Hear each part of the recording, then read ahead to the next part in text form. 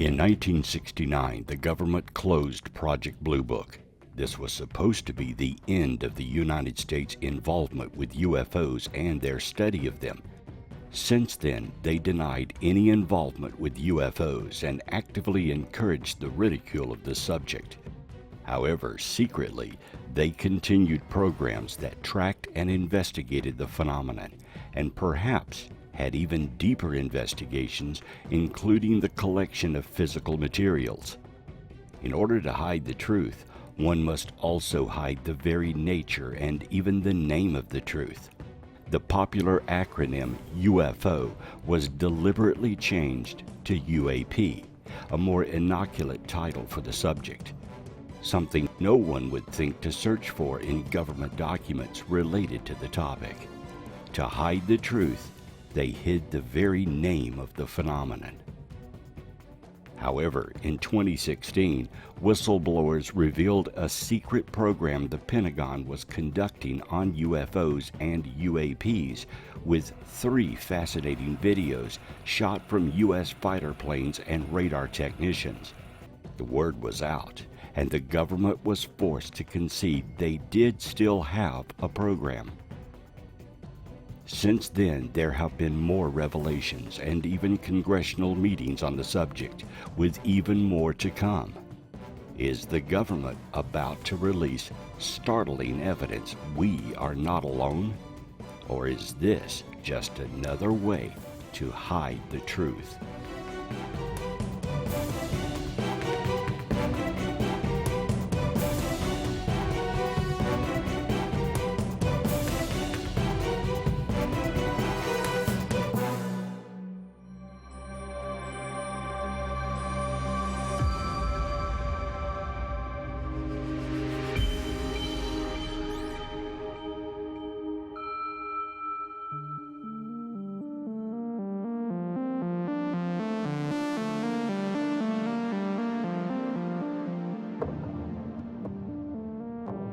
In December 2016, the tightly shut doors to the secrecy began to pry open with the discovery of a program called AATIP.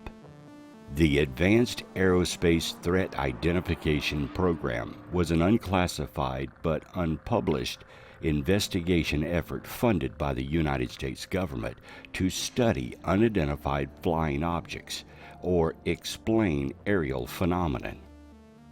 The program began in 2007 with funding of $22 million over 5 years until the available appropriations were ended in 2012. The program began in the U.S. Defense Intelligence Agency.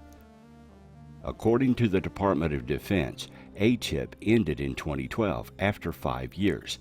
However, reporting suggested that U.S. government programs to investigate UFOs did continue. This was confirmed in June 2020 with the acknowledgement of a similar military program, the Unclassified but Previously Unreported Unidentified Aerial Phenomenon Task Force. Initiated by then Senate Majority Leader Harry Reid of Nevada, the Advanced Aerospace Weapon Systems Application Program to study unexplained aerial phenomenon at the urging of Reid's friends, Nevada billionaire and governmental contractor Robert Bigelow. The program began in the DIA in 2007 and was budgeted $22 million over its 5 years of operation. The United States Air Force facility known as Area 51 is located in Reid's home state of Nevada. After the revived interest in the 1970s surrounding the 1947 Roswell UFO incident, Area 51 was rumored by ufologists and conspiracy theorists to be the U.S. government's storage location for the crashed alien craft for study. Reid explained the reasoning behind his sponsorship of the program by saying, "I'm interested in science and in helping the American public understand what the hell is going on," and stated that hundreds and hundreds of papers have been available since the program was completed, and that most all of it, 80% at least, is public, adding, I wanted it public. It was made public, and you guys have not even looked at it. It's difficult to look at something that was unpublished. Therefore, even though the program was unclassified, there was no way anyone could know it existed, much less report on it. The government rebranded the term and was able to hide unclassified information in plain sight. A 2009 letter by Reid was published by KLAS-TV investigative journalists George Knapp and Matt Adams, where the senator states that AATIP has made much progress with the identification of several highly sensitive, unconventional aerospace-related findings that will likely lead to technology advancements, and recommends the creation of a special access program for specific parts of AATIP. What were these unconventional findings? To date, the government has not been forthcoming with its findings, though rumors suggest they have metamaterials, an innocuous term for something physical, some kind of materials that may very well be alien. AATIP, through a contract awarded to Bigelow Aerospace Advanced Space Studies, has generated a 494-page report that documents alleged worldwide UFO sightings over several decades. This 10-month report has not been released to the public, but focuses on reports, plans, and extensive analysis of unexplained aerial phenomena. According to one former contractor, the report was only a sample of the materials provided to the Defense Intelligence Agency, as monthly reports were being sent to the Pentagon, in addition to annual program updates that were all about UAP, or anomalous phenomenon. The program also funded and published 38 studies. Those studies cover a range of advanced, exotic, and theoretical aerospace topics, ranging from detection and high-resolution tracking of vehicles at hyperspace velocities to warp drive, dark energy, and the manipulation of extra dimensions. It may be difficult to believe that our military was seriously looking into warp drive and extra dimensions, but there it was.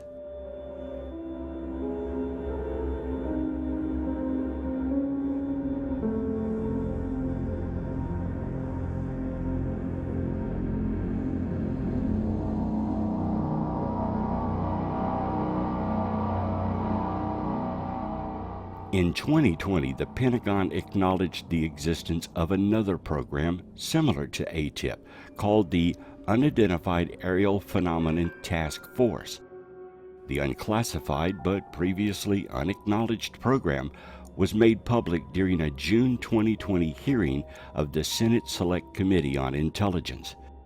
The program has been giving classified briefings to congressional committees and aerospace executives for over a decade. Former Senator Reid stated in reference to the successor program, "It is extremely important that information about the discovery of physical materials or retrieved craft come out." Retrieved craft? This would suggest that the Pentagon has in its possession UAP craft or materials related to them. As you can imagine, this was a bombshell dropped on the American public and those in ufology.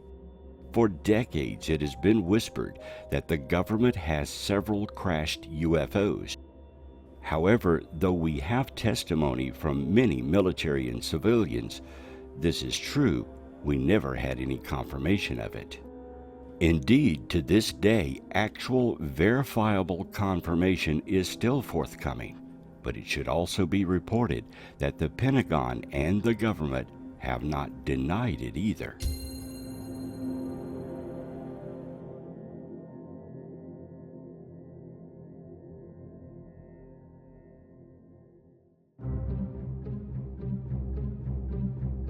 Of course, the Navy and the Pentagon are very interested primarily in any threat these UAPs may pose. The Navy, Air Force, Marines, and any military organization that conducts military operations in the air would have serious concerns. The materials studied by AATIP have been the subject of classified congressional hearings aimed at understanding and identifying the potential threat to the safety and security of aviators. The Navy has confirmed that in response to inquiries by members of Congress, they have provided a series of briefings by senior naval intelligence officials, as well as testimony from aviators who reported hazards to aviation safety. The contents of these briefings were classified, but Senator Mark Warner, the Vice Chairman of the Senate Intelligence Committee, who participated in one of those briefings, released a statement requesting further research into unexplained interference in the air that could pose safety concerns for naval pilots. According to Popular Mechanics, Senate Intelligence Committee Brigadier General Richard Stapp, Director of the DoD, Special Access Program Central Office, testified the mysterious objects being encountered by the military were not related to secret U.S. technology. So far, the Pentagon has been focused on whether UAPs or UFOs could be the result of some foreign technology from another nation. If so, it could mean air superiority by that nation, and that would put us and any allied nations at serious risk. It's logical to assume if another nation did develop such technology, then this technology would have appeared in any conflict to date. No nation develops superior technology and doesn't use it. It would be used in any military theater that nation needs to gain an advantage. As far as we know, no new air technology has ever been used that wasn't conventional.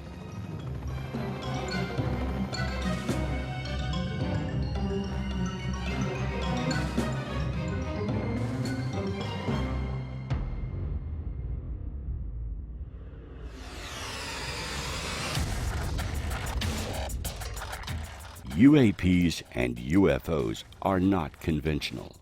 They display advanced propulsion systems, have no wings, no rudders, and seemingly fly with no visible means of lift. They can travel faster than sound without producing a sonic boom, make right-angle turns abruptly, and even travel underwater as well as into space.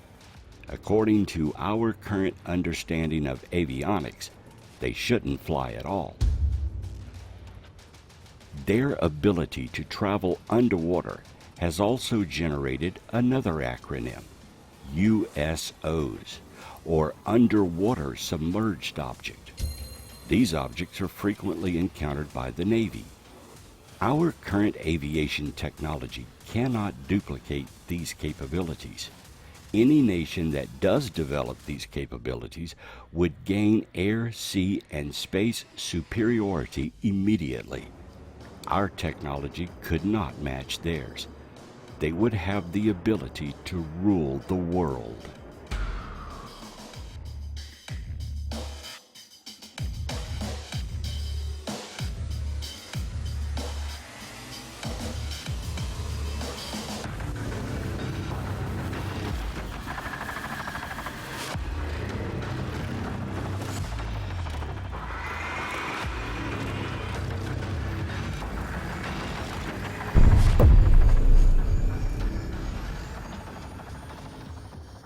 When the United States developed the atomic bomb, we used it, twice in Japan. It put an end to World War II because no other nation on the planet had this technology. It gave the USA a strategic and powerful advantage.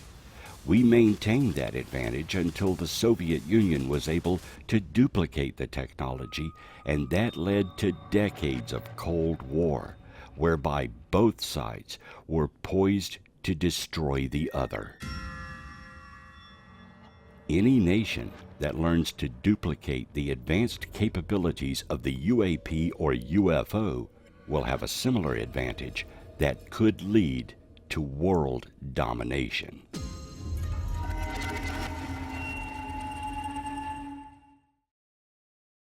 On July 23, 2020, the New York Times reported that while former Senator Harry Reid believed that crashes of objects of unknown origin may have occurred and that retrieved materials should be studied, he did not say that crashes had occurred and that retrieved materials had been studied secretly for decades. News reports also repeated a claim that an off-world vehicle might be in the possession of the U.S. government. Since the Roswell crash of 1947, there have been rumors and stories of crashed UFOs and their occupants. Numerous crash sites have been cited as locations and incidents involving the government and saucers in their possession.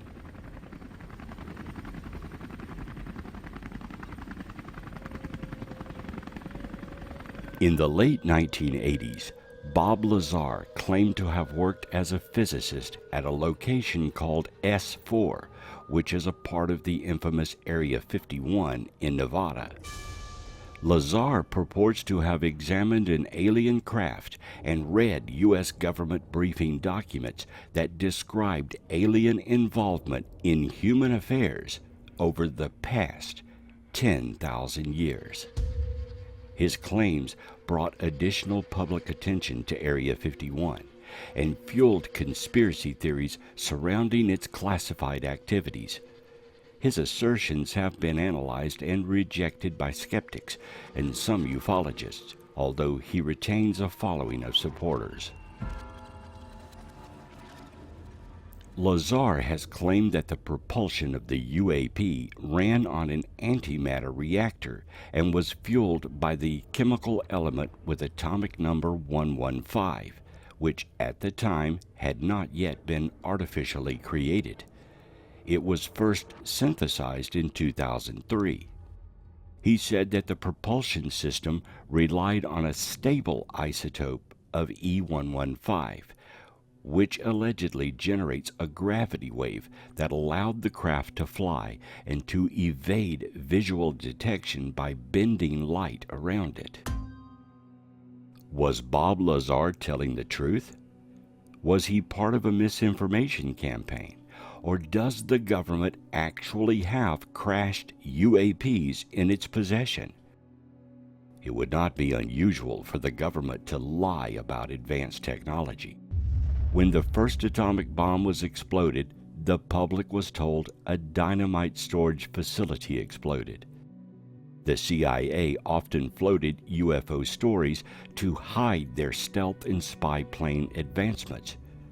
In fact, most all of the United States black budget is spent on programs that is covered in lies to hide them.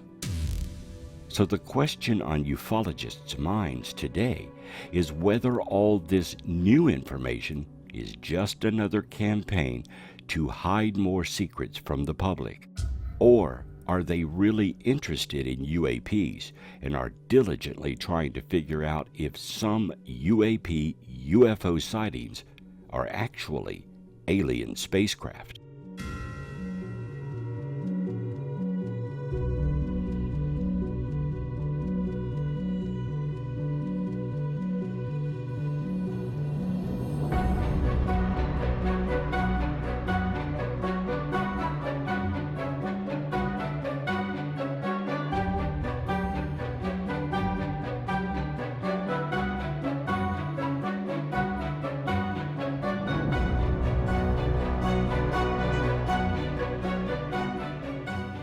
The U.S. military is primarily interested in threats to our national sovereignty. Therefore, it makes sense they would be very interested in UAPs and probably have always been. Any craft that can enter our airspace, fly with impunity, and exit would be a grave threat. Current science tells us there probably is life on other planets, but it is unlikely anyone is visiting our planet due to the distances they would have to travel to get here. This is, of course, based on our current science and our inability to go there. So the government seems to be more concerned that another nation on Earth is flying these craft and using them to spy on us.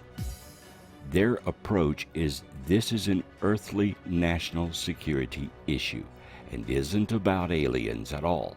Their conclusions are based on this theory.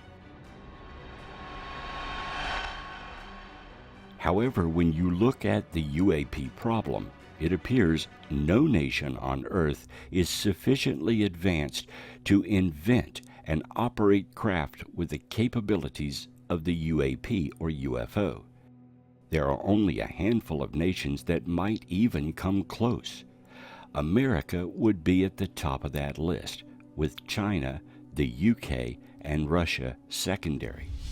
North Korea would also make the list, along with Iran. However, the further you go down that list, the likelihood of any nation advancing far enough to duplicate the flight capabilities of the UAP gets much weaker. The USA is still looking at the possibility that this is a phenomenon, some unusual atmospheric anomalies that occur naturally, like ball lightning or lightning sprites. Hence the new name change from UFO or unidentified flying object to UAP, an unidentified aerial phenomenon. It's as if they desperately need to pigeonhole this issue into some kind of natural atmospheric or weather-related science. That would be the easy answer. Then they can dismiss it and move on. The problem is these do appear to be objects and not some weather event. They are tracked consistently by radar, and when sighted by military pilots, they appear to be solid objects. Their maneuverability is astounding to those pilots who are keenly aware of how aviation works. Some pilots have reported they reacted to their presence, sometimes playing with the pilot's aircraft, maneuvering around them, and even wanting to be chased. This suggests an intelligently controlled craft. So, the logical question is, who is controlling them?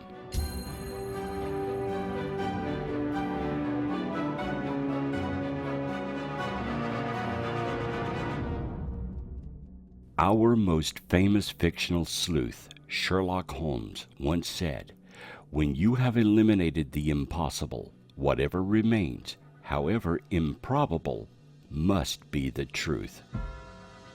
That quote from author Sir Arthur Conan Doyle is as true today as it was when written. It's the process of elimination. It is how we determine what something is, by eliminating what it is not.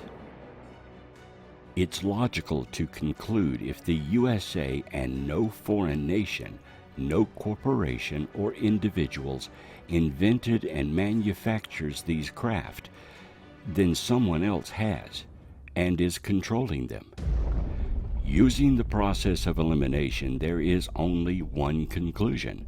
The Earth is being visited by some extraterrestrial peoples.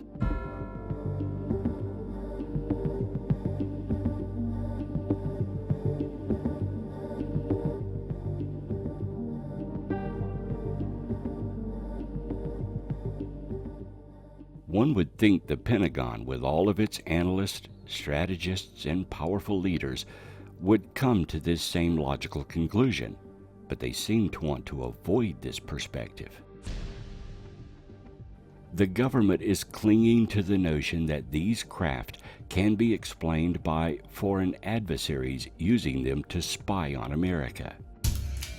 Recently, a Chinese balloon was shot down that was spying on us, but a balloon is very conventional and does not exhibit any of the flight characteristics of a UAP. It should also be noted that during the Chinese balloon fiasco, there were also reported to have shot down 3 other objects, none of which were reported as balloons. Those object shoot-downs remain classified. It could be that the government is hesitant to admit there is a superior aeronautic technology operating with impunity in our airspace, and there is nothing we can do about it. No government wants to admit to their public such a threat exists. Also, no government wants to admit they have been one-upped by a foreign nation. The idea that a superior alien force is operating within our airspace and our military theaters would be a greater threat to our government, especially if we know little or nothing about them, their motivations, or how advanced they actually are. Are they communist or democratic? Are they expanding their territory or simply observing?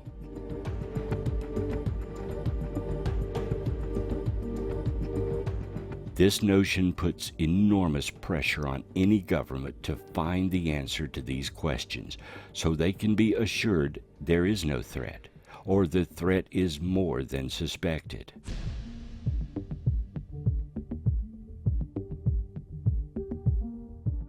The conclusions of the UAP may be obvious to us, but any military would need to eliminate any doubt before making such conclusions public. This appears to be what the U.S. government is doing, though they likely could have reached a conclusion long ago with all the available data on the subject. In short, they're being very cautious.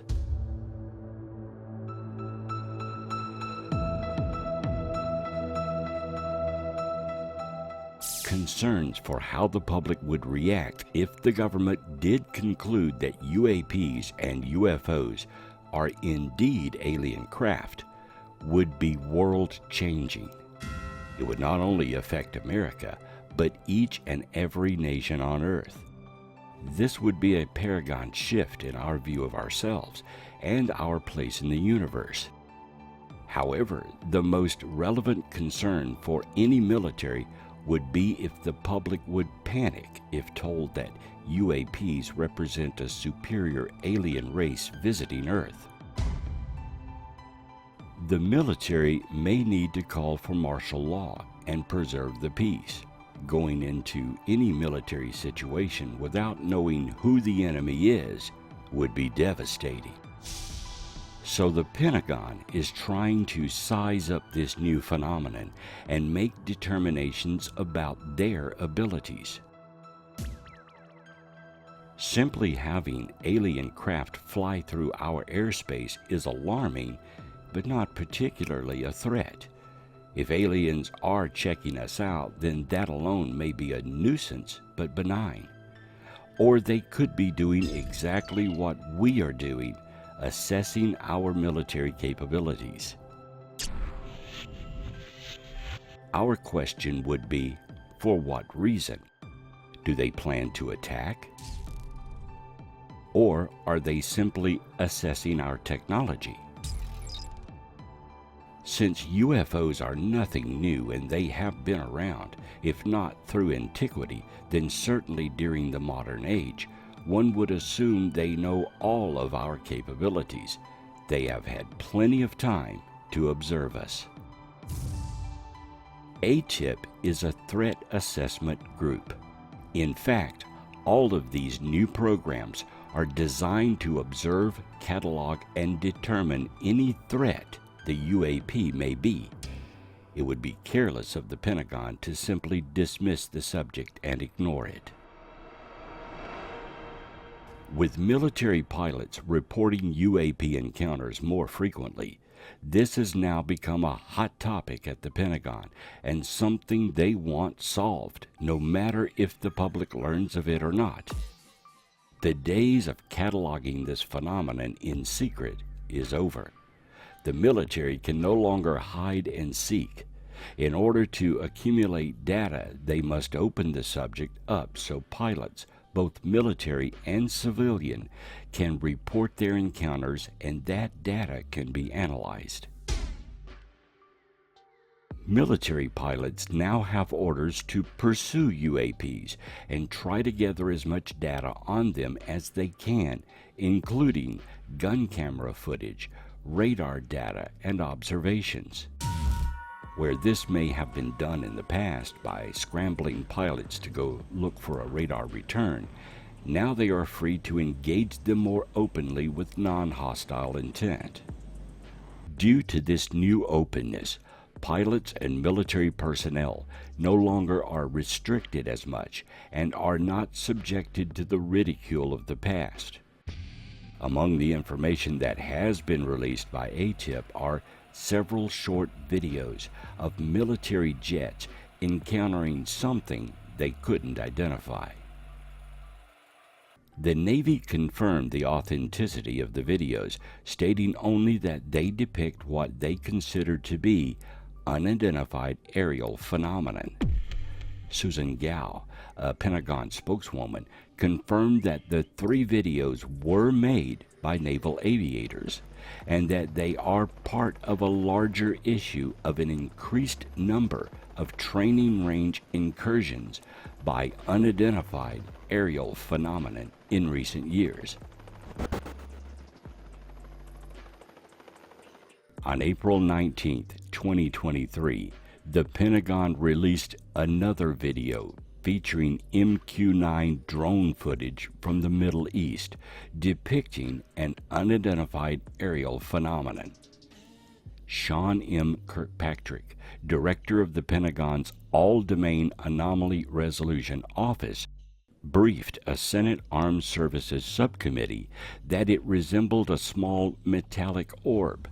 However, Kirkpatrick said they are unable to fully identify anything from the video.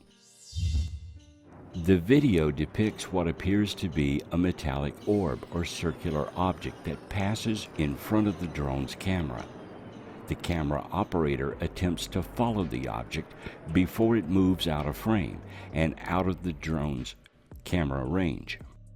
This is the video in question. It is brief but telling.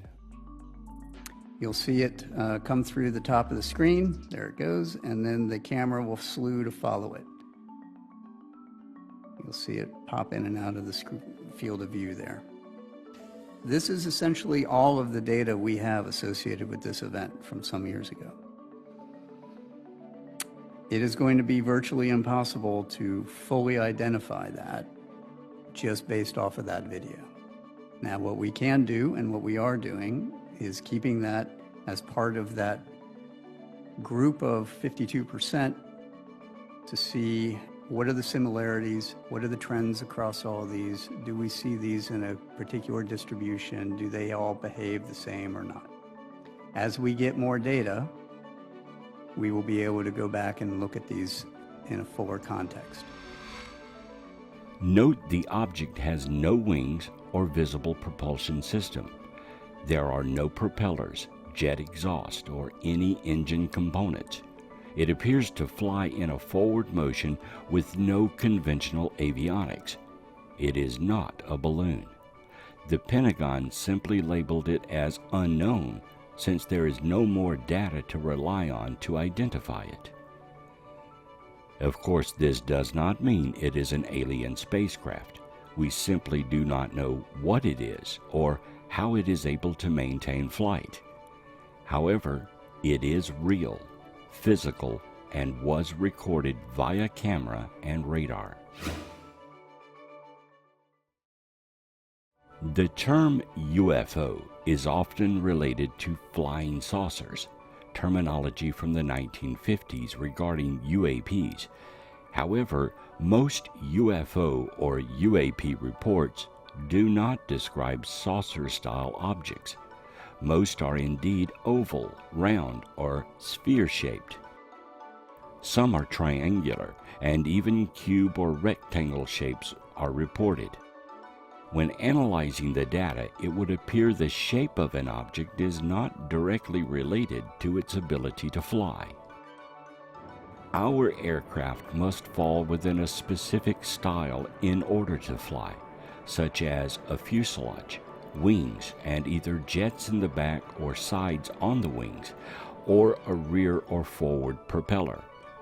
The shape of the aircraft is a necessary component if the craft will fly at all. This is necessary to take advantage of the air movement over the wings to create lift, and the fuselage is elongated to pass through the air with less friction. Though a blimp uses gas for lift, it still must have a conventional propulsion system to move through the air, such as fans or propellers.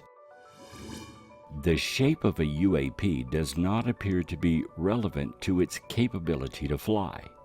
Ovals, saucers, rectangles, triangles, and a host of other odd shapes have been reported. The assumption is they use some kind of anti-gravity for lift. If you can defy gravity, then any shape would fly. With anti-gravity, you can make a brick fly, as it is not dependent on avionics to gain altitude and maneuver, nor its mass or weight would be a factor. To date, we have no way to generate anti-gravity or defy gravity at all.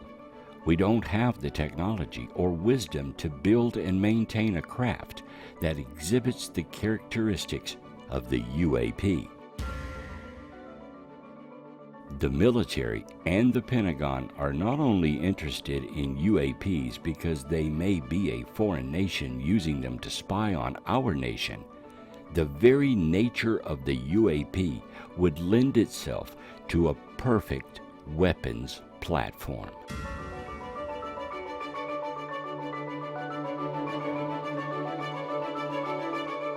Imagine being able to move beyond the speed of sound with no sonic boom, deliver bombs or missiles to the enemy, outmaneuver their aircraft and jets, and exit the military theater unabated. If necessary, you could dive into the ocean and exit at another location far away from the enemy action, or fly into space and take out their satellites with ease. Whoever is first to duplicate the abilities of the UAP would be able to rule the world unhindered. Having one single UAP would change how the military responds to threats. Having a fleet of them would make any nation's arsenal of conventional weapons almost useless.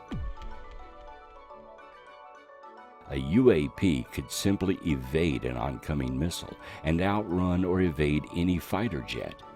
As a weapons platform, it could remove any jet, missile, or bomb from the wartime theater with ease.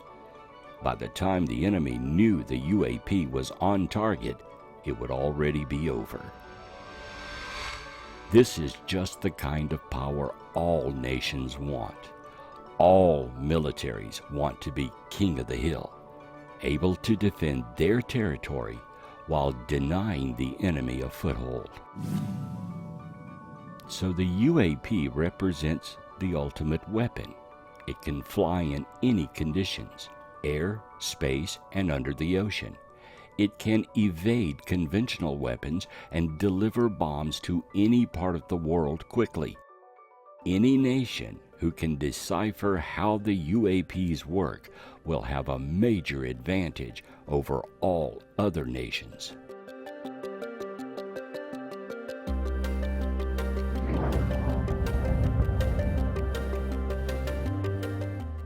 In that regard, we have entered another type of space race. Each nation with programs studying, understanding, and trying to duplicate the abilities of the UAP. The one that gets there first wins. So it is imperative to our Pentagon and national defense that we, America, get there first.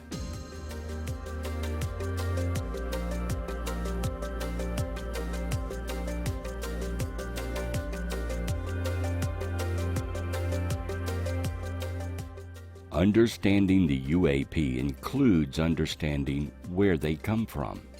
If it can be determined that no nation on Earth is manufacturing them, then the logical conclusion must be that they are from somewhere else. That brings us to the idea of aliens.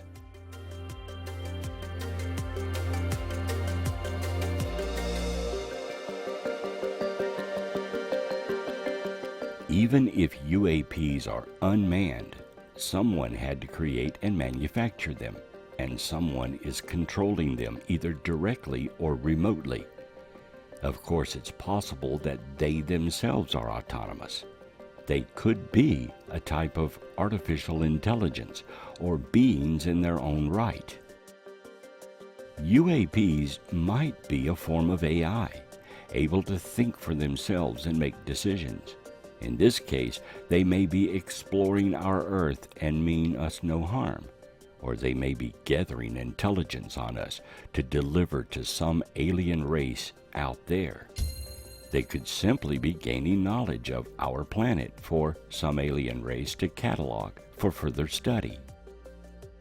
In this instance, the UAP may be a type of probe sent out to gather information on worlds too far for their masters to travel to, then radio or deliver that information back to their home world. Much like we send unmanned probes into our solar system and beyond to radio back information about the planets, gases, and moons in near orbit to Earth. The UAPs may have no one on board, or a sophisticated AI that is piloting them.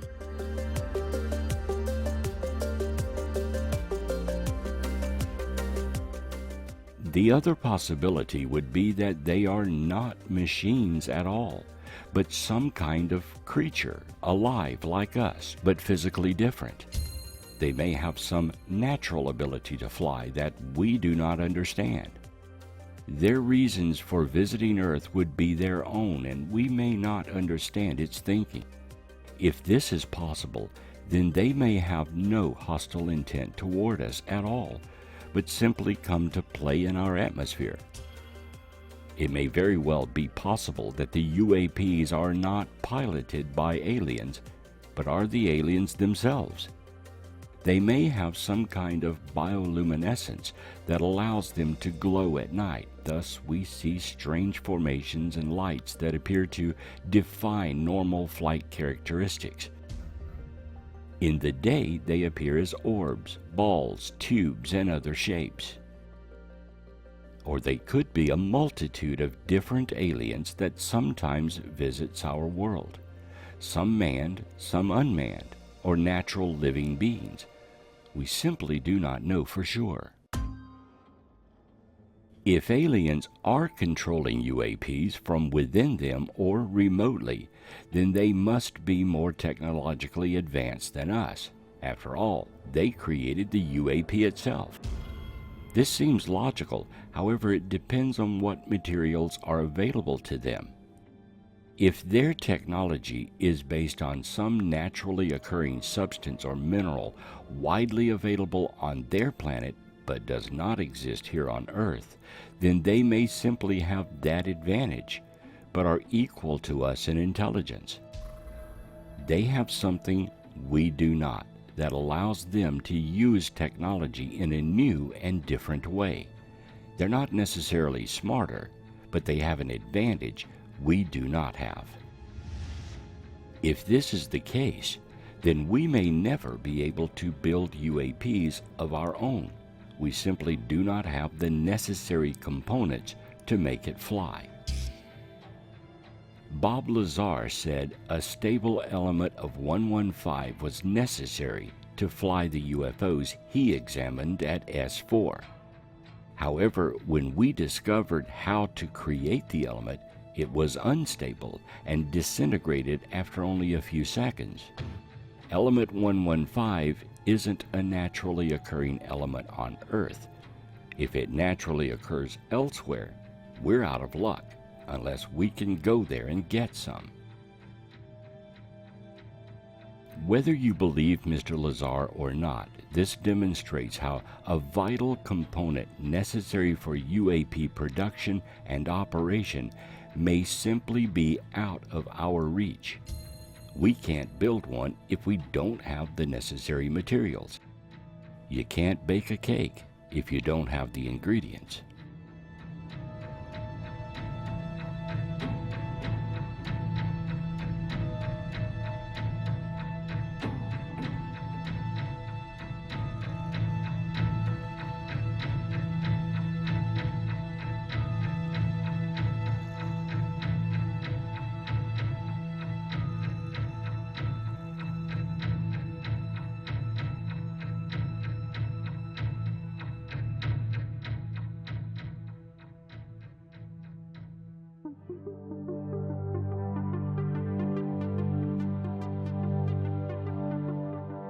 If you follow the phenomenon of alien abductions, those who claim to have been abducted often refer to the little gray aliens as biological robots. They are genetically created by their alien masters to perform tasks such as abducting people. The aliens use genetics like we use metals and materials to build our type of robots.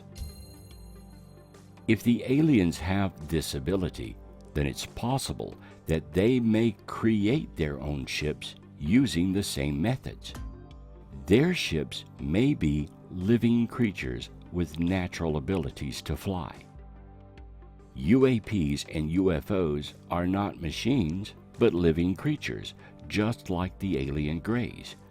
If they have the necessary genetic materials to make gray aliens, they may be extending that to all production, including their spacecraft. They may have access to all the genetic materials from their own world or from other worlds that they visit. If this is true, then the aliens may grow their craft rather than build them. As humans, we have an aversion to playing God. We do not create new species because we believe that is immoral or unethical. If the aliens have no such constraints to genetically creating living beings, they could be far ahead in their biological technologies. They may have found a species on their world or beyond that can fly using some kind of bioelectric field or other methods, and they genetically create their vessels with that ability. They use genetic materials like we use metals, wood, and ceramics, and other materials to construct our craft. If this is the case, then we would consider it unethical to make UAPs, even if we had the necessary genetic materials.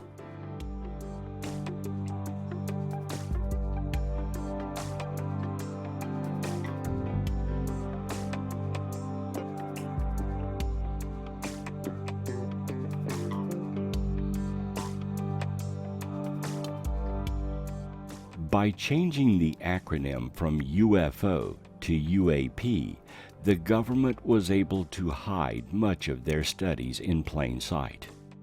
While researchers were filing Freedom of Information requests for UFOs, the common name for the phenomenon, the government was able to secretly generate reports for various departments with no one knowing about it. No one knew to look for UAP reports. The clandestine methods of the government is revealed here by a simple name change. Without the whistleblowers, we may never have known about AATIP or any of the other programs that have now surfaced. Once revealed, there is a plethora of information available. UAP videos have leaked. Radar data and documents that would have languished in secret is now available. However, for every document and footage now public, there is still a mountain of additional data still locked up. Many in government are now trying to pry open this new and important data. In addition, UFO researchers can now file Freedom of Information requests for more documents now that they know what to look for. Some are beginning to seek full disclosure of all data pertaining to UAPs. They want to free pilots from their secrecy pledge so they can give eyewitness testimony. They want additional gun camera footage of UAPs and any materials the government may have obtained from crashed or damaged UAPs.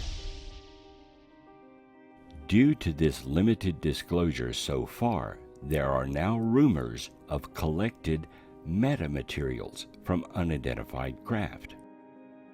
A metamaterial is any material engineered to have a property that is not found naturally occurring. They are made from assemblies of multiple elements fashioned from composite materials, such as metals and plastics. These materials are usually arranged in repeating patterns, at scales that are smaller than the wavelengths of the phenomenon they influence. Metamaterials derive their properties not from the properties of the base materials, but from their newly designed structures. Their precise shape, geometry, size, orientation, and arrangement gives them their smart properties capable of manipulating electromagnetic waves by blocking, absorbing, enhancing, or bending waves to achieve benefits that go beyond what is possible with conventional materials. Potential applications of metamaterials are diverse and include optical fibers, medical devices, remote aerospace applications, sensor detection and infrastructure monitoring, smart solar power management, lasers, radomes, high-frequency battlefield communication, and lenses for high-gain antennas, improving ultrasonic sensors and even shielding structures from earthquakes. Metamaterials are a potential basis for a practical cloaking device. The proof of principle was demonstrated on October 19, 2006. However, no practical cloaks are publicly known to exist. One can only imagine how this new material would affect aviation. From the very design of the craft to its abilities would be affected, perhaps even the ability to duplicate the actions of the UAP. This metamaterial may be what gives the UAP lift, allows it to fly faster than sound with no sonic boom, and even may make it resilient to weapons attack. Metamaterials may be the key to unlocking the mysteries of UAPs and UFOs. Having some of this material to study would be a gold mine.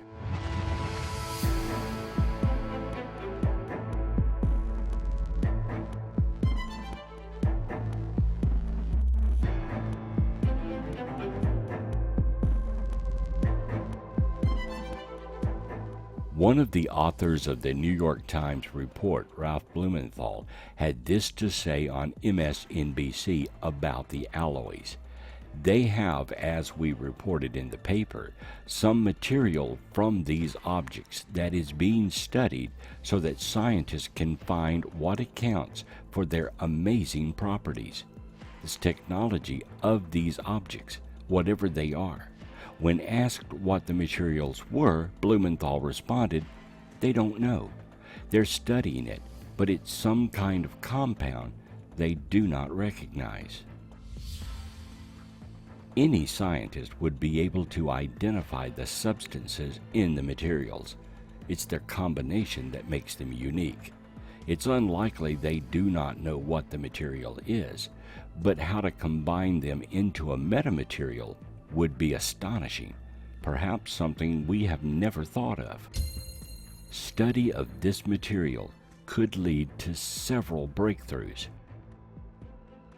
If the government does have this material and it can be recreated, then it will likely begin to show up in military aircraft, industry, and even eventually become publicly available. Philip James Corso was an American Army officer that served in the United States Army from 1942 to 1963 and earned the rank of lieutenant colonel. Corso was on the staff of President Eisenhower's National Security Council for 4 years. In 1961, he became chief of the Pentagon's Foreign Technology Desk in Army Research and Development, working under Lieutenant General Arthur Trudeau. Corso published a book the day after Roswell in 1997 about his alleged involvement in the research of extraterrestrial technology recovered from the 1947 Roswell incident. Corso died of a heart attack less than a year later. He said a covert government group was assembled under the leadership of Admiral Roscoe H. Hillenkotter, the first director of the Central Intelligence Agency. Among its tasks was to collect all information on off-planet technology. The U.S. administration simultaneously discounted the existence of flying saucers in the eyes of the public. According to Corso, the reverse engineering of these artifacts indirectly led to the development of accelerated particle beam devices, fiber optics, lasers, integrated circuit chips, and Kevlar material. In the book, Corso claims the Strategic Defense Initiative, or Star Wars, was meant to achieve the destructive capability of electronic guidance systems in incoming enemy warheads, as well as the disabling of enemy spacecraft, including those of extraterrestrial origin.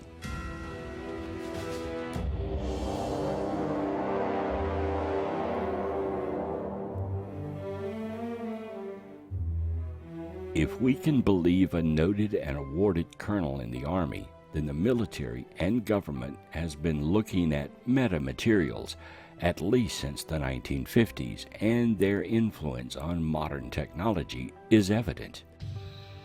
The materials that Corso refers to apparently came from the Roswell UFO crash of 1947. If so, then where did the current materials the New York Times refers to come from? The same crash? Or some incident more recent?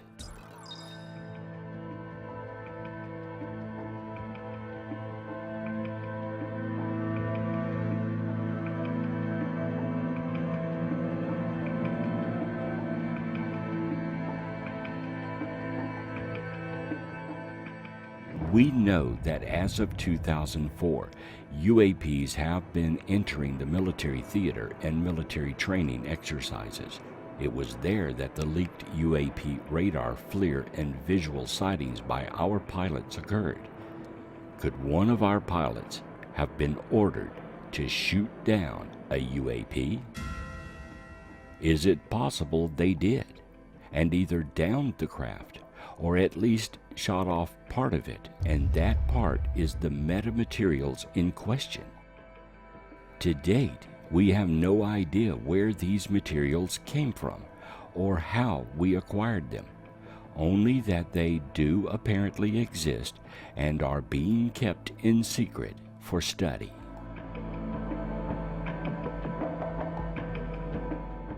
The biggest question asked of UFOs and UAPs is if they are extraterrestrial. The technology certainly appears to be. Glowing lights at night generally do not interest ufologists because it could be anything natural, man-made, or even alien. Unless the lights do something unusual, such as dart across the sky and make right-angle turns, you can't get a good visual of their shape or if they appear to be solid. However, saucer and oval-shaped craft, seen in the daytime and even photographed, lend themselves to much visual observation. The term Tic Tac has now entered the ufology vernacular.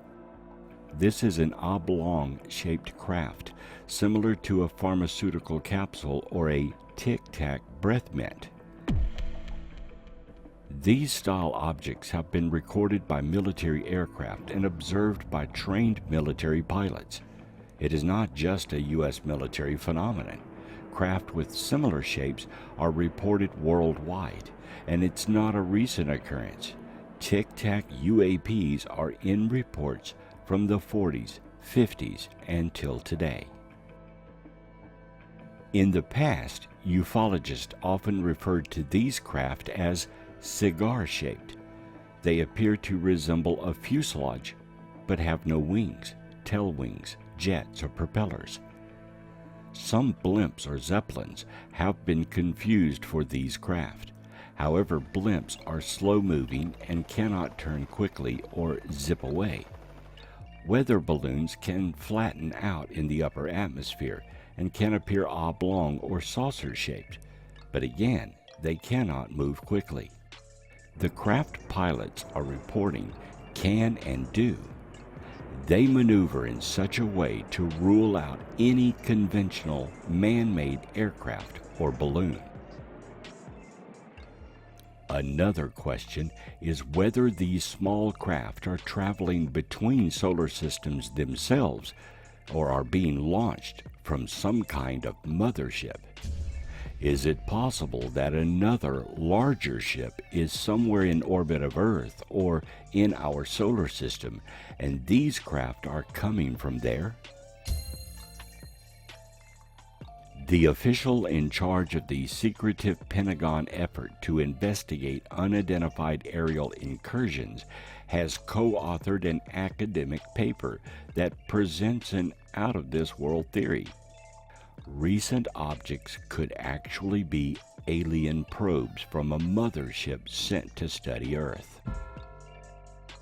In a draft paper dated March 7, 2023, Sean Kirkpatrick, head of the Pentagon's All-Domain Anomaly Resolution Office, and Harvard professor Avi Loeb teamed up to write that the objects, which appear to defy all physics, could be probes from an extraterrestrial parent craft.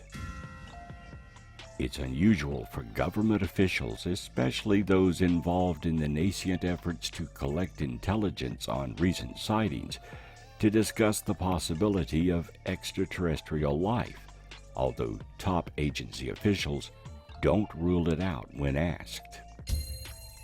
After Loeb posted it online, the paper gained notoriety from a post on Military Times and has also circulated among science-based news outlets. More than half of the 5-page study is devoted to discussing the possibility that the unexplained objects DoD is studying could be the probes in the mothership scenario. Including most of the page-long introduction, one section is titled The Extraterrestrial Possibility and another Propulsion Methods. Kirkpatrick's involvement in the academic paper demonstrates that the Pentagon is open to scientific debate of the origins of UFOs, an important signal to send to the academic world. But they add that his decision to attach his name to a theory considered in most academic circles to be highly unsubstantiated also raises questions about AARO's credibility. The paper explains that interstellar objects such as the cigar-shaped Umaguama that scientists spotted flying through the galaxy in 2017 could potentially be a parent craft that releases many small probes during its close passage to Earth.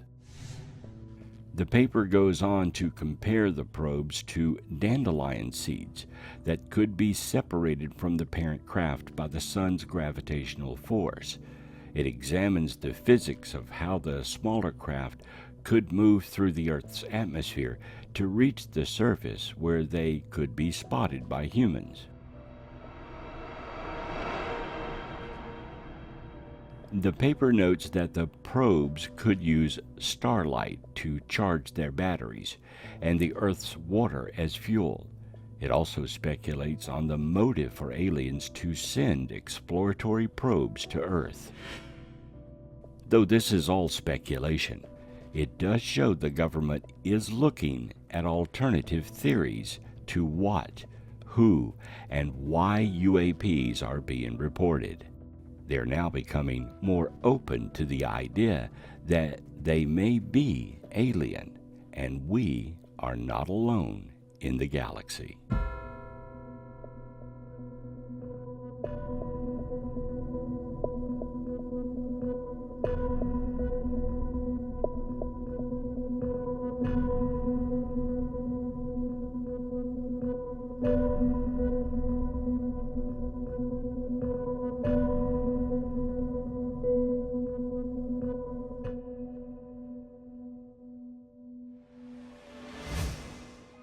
Is this logic, or does the government possess something, a craft, metamaterials, or even alien bodies that makes them need to be more open about the extraterrestrial idea?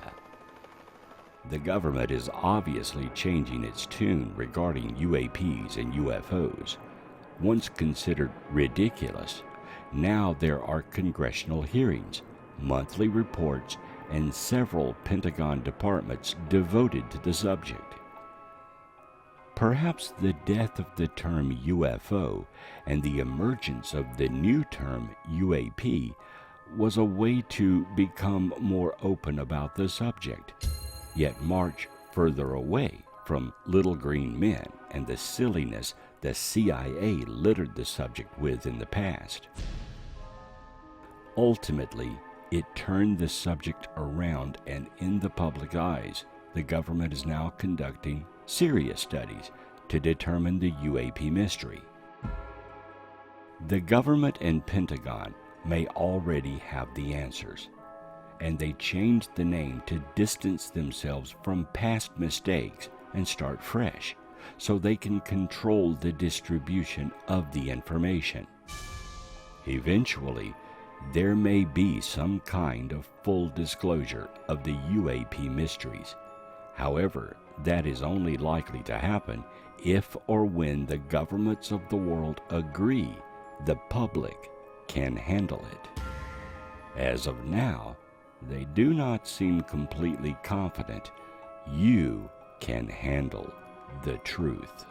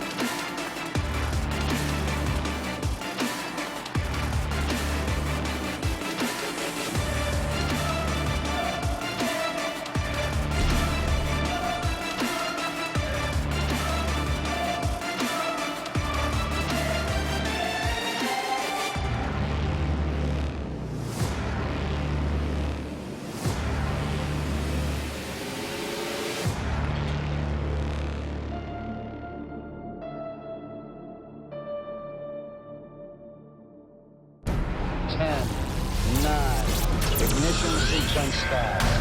6, 5, 4, 3,